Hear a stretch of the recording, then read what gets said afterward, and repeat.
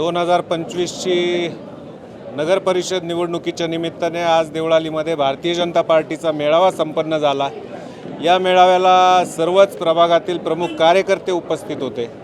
या मेळाव्यामध्ये सर्व कार्यकर्त्यांच्या ज्या काही भावना आहेत या समजून घेण्यात आल्या आणि संपूर्ण ताकदीने आपण या निवडणुकीला सामोरं जायचं आहे हा निर्णय घेण्यात आला। यामध्ये 22 उमेदवार जे काही द्यायचे आहेत त्यामध्ये महायुती म्हणून जायचं, पार्टी म्हणून जायचं याचा जो काही निर्णय घ्यायचा हे पक्षश्रेष्ठींचे अधिकार असतील, त्यांचा निर्णय असेल।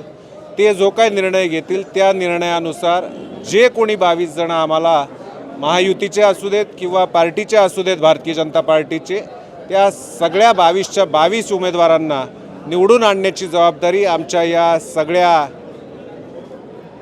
प्रमुख कार्यकर्त्यांनी घेतलेली आहे।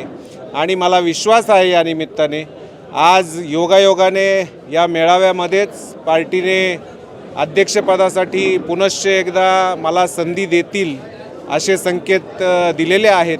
आणि ती जर संधी मिळाली तर मी या माझ्यासह 21 उमेदवार जे नगरसेवक पदाला उभे असतील या सर्वांना घेऊन 22 जण आम्ही पालिकेत नक्की जाऊ हा विश्वास या निमित्ताने व्यक्त करतो।